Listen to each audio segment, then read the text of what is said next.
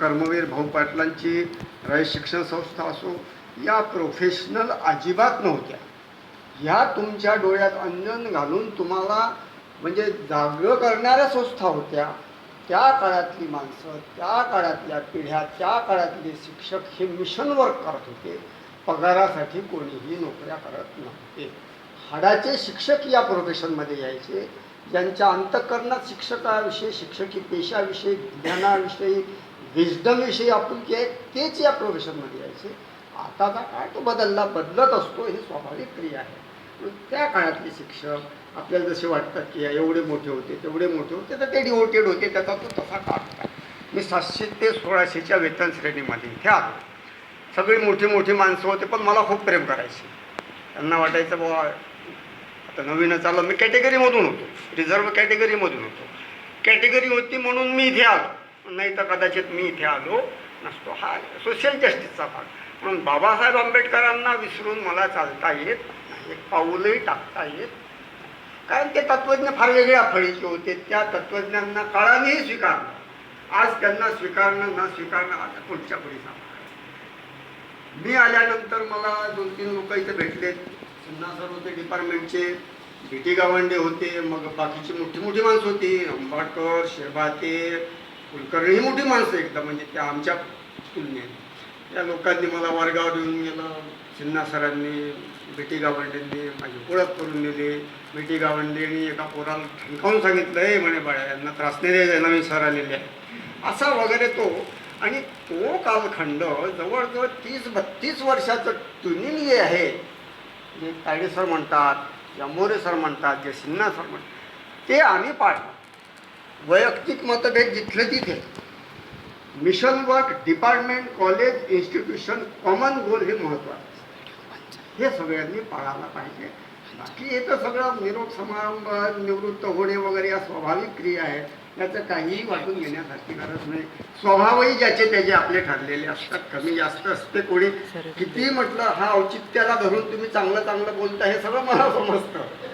आणि जे नसतं, जे बोलायचं नसतं, ते नाही बोलता, हेच औचित्य असतं, दुसरं काही नसतं. पण माणसं चांगली वाईट अशा सगळ्या गुणांचा समुच्चय असतो. चांगल्या गोष्टी स्वीकारतो आपण, कोणी शिव्या दिल्या तरी, त्याला राग आला तरी आपण त्याला चांगला म्हणून होतो.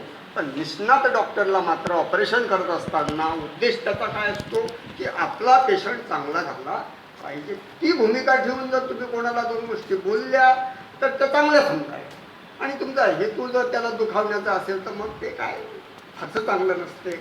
हा प्रोफेशन नोबेल प्रोफेशन. या प्रोफेशन इतकी गरिमा अन्य कुठल्याही प्रोफेशनला नाही, मानही नाही. आता थोडासा कमी झाला असेल, शिक्षक ट्युशन घेतात, अमुक करतात, हा वेगळा काही सगळेच तसे करत नाही. पण तरी पूर्वी नोबेल प्रोफेशन, या प्रोफेशनला विजडम पीपलचा प्रोफेशन म्हणाले. त्याची वेगळी ख्याती राहायची, वेगळी प्रसिद्धी राहायची, वेगळा मान राहायचा. आणि म्हणून या प्रोफेशनमधल्या माणसांनी 101% इमान राखलंच पाहिजे. त्यात तडजोड करू नका. होत आहे आता हे काळानुसार बदलतं. आपण 50-60% जरी पिरियड इमानदारीनं घेतलं तरी सिलेबस संपतं, विद्यार्थ्यांना सगळं हे होतं, तेवढ्यावर आपलंही भागतं, असं काही नाही. पण आपण या क्षेत्राशी इमान राखूनच पुढे गेलं पाहिजे. बेईमानी करता कामा नये. बाकीच्या सगळ्या क्षेत्राला ते क्षम्य आहे. आता कोणाला कोणाची पर्वा राहिलेली नाही. राजकारण इतकं गढूळ झालं की तुमच्याही क्षेत्रामध्ये हे सगळं यायला काही फार वेळ राहिलेला नाही. कोचिंग क्लासेसचा काळ जेव्हा होता, आम्ही पाहतो 10 वर्षापूर्वी, 20 वर्षापूर्वी 2-2 हजारावर सायन्स कॉलेजचे लोक ट्युशन्स घ्यायचे, 4-4 पेपरचे. जसे चाटे कोचिंग क्लासेस आले, सगळ्यांनी 25-25 हजार केले. काळाचा महिमा आहे, त्यांना काय दोष देत. म्हणून आपण आपल्या जागी स्वतःवर कंट्रोल करा. आपल्या प्रोफेशनशी एक निष्ठ राहा. आता भेद वगैरे हे गमतीचा भाग आहे. आपण एकसारखे दिवसभर बोलतो, कोणाची थट्टा उडवतो. मी देशमुख सरांना रागवून बोललेलो आहे, मी कटाईतला रागवून बोललेलो आहे, फुलेला रागवून बोललेलो आहे, मी तायडे सरांना रागवून बोललेलो आहे, मी सिन्हा सरांना सुद्धा रागवून बोललेलो आहे, अंबोरेला बोललो, आनंदाला नेहमी भांडतो. आता काय हे भांडणं रोजचेच आहे. ह्या गोष्टी फार महत्त्वाच्या नाही. पण तुम्ही तरीही एकमेकांवर मनापासून प्रेम केलं पाहिजे आणि औपचारिकता पाळून, सभ्यता पाळूनच बोलावं, हे थोडं आवश्यक आहे. नाही तर मग यांनी शेवटी एक सल्ला दिला की फार म्हणजे टोकाच्या भूमिका असू नये, त्या काही चांगल्या नसतात. सिद्धांत जिथपर्यंत चालतात तिथपर्यंत ठेवा. सिद्धांत पाळून जर नुकसान होत असेल तर ते काही कामाचं नाही. तर तुम्ही मला 30-32 वर्ष मला सोबत दिली, साथ दिली, अगदी निभावून घेतलं.